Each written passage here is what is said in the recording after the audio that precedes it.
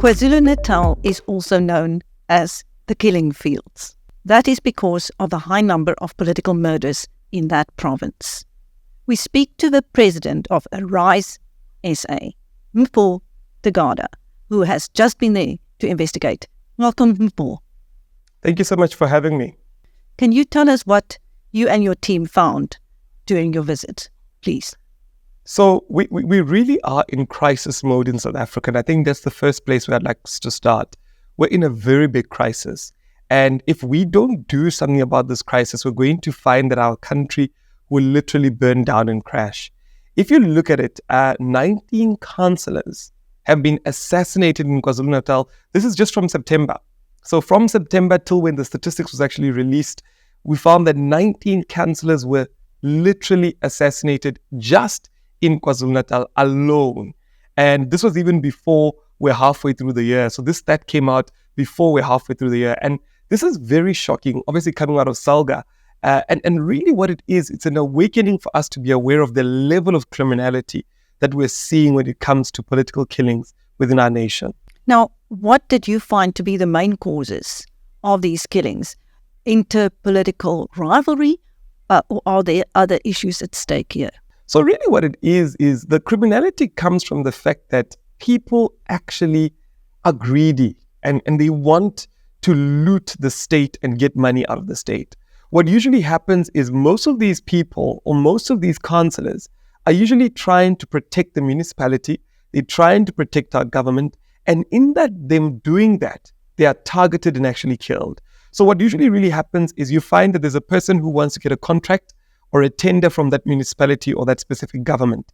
And what they do is they literally threaten the person in power, the person who is the councillor, the person working for that municipality, to say, if you don't give us or me this contract, we will kill you. And what they do to show that they're serious, they ensure that they kill that person and they make it known that if they don't get that contract, they will kill anybody who has any a reason for stopping them from not getting the contract. So you find that contracts that are supposed to be giving people services are not going to those right people who can actually deliver on those services, but are going to these criminal syndicates that continue to threaten, kill, and assassinate politicians for not giving them these jobs. Which parties are most affected? So when we look into it, what we're finding is that when it comes to the parties, obviously the ANC stands as accused number one. They have had over 31 councillors that were killed. We've also got the IFP with 14 councillors and the NFP with 4 councillors. Those are really the big ones, or the big numbers there. And really what we're seeing is that the reason why the ANC is the biggest, or a lot of the councillors are getting killed, is because there is a culture in the ANC of criminality. Literally starting with the president, where people are saying when a president is caught with funds that cannot be justified or explained in that level of corruption, we find that throughout the whole ANC, that thread rides out. And even in KwaZulu-Natal, as these killings are happening, most of these people find that this is the way things are done in the ANC. You know, we had Thabo Mbeki, who literally said that he found in his term as a president of the ANC and the president of the country, he said he found in his term that in areas like Newcastle, there were literally funds moving from the municipality to actually people who kill in Kabi, these assassinators, or these people that actually kill these politicians, that funds were leaving municipality into their accounts.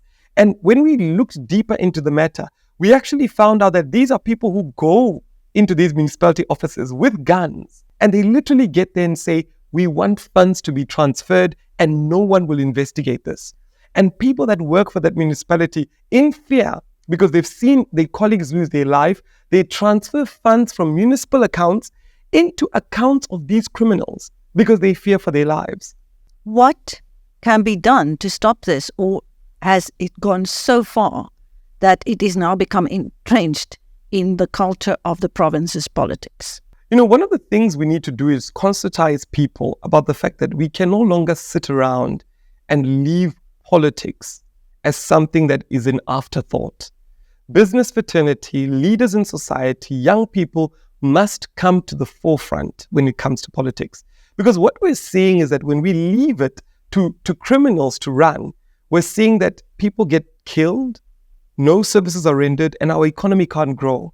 So we have started as Arise South Africa, as a political party, and we're calling upon business leaders. We're calling upon community leaders to say, come on board, join us in this fight, because it is a fight and it is a war for the soul of our country.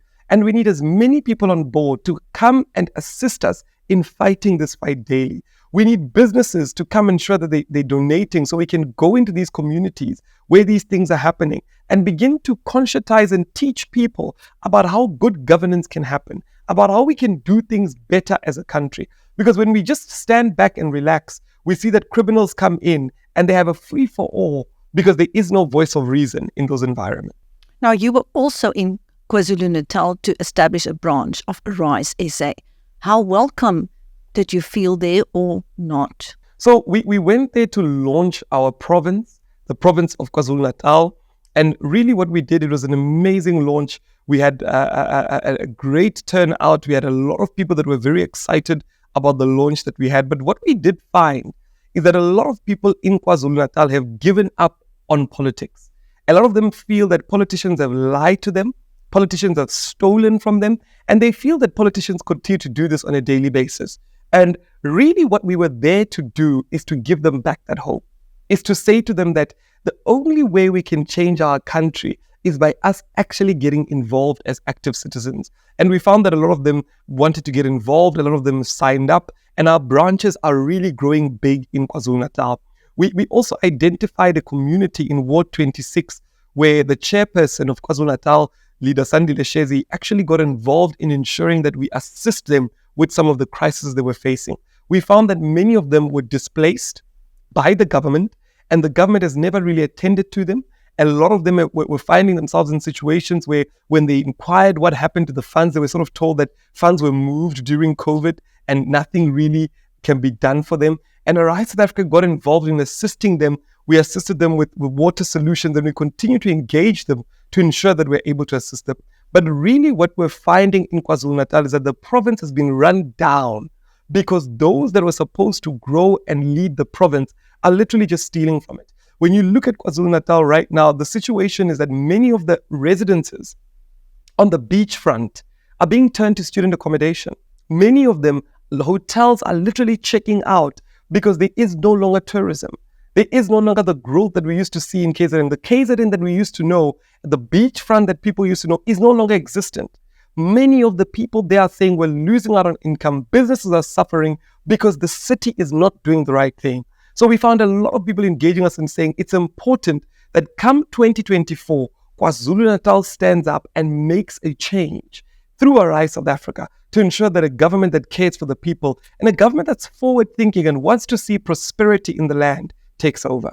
Now, I believe you came across an odd 2,000 men living in tents, and apparently these people were supposed to have been put in secure, safe housing during COVID to take them off the streets.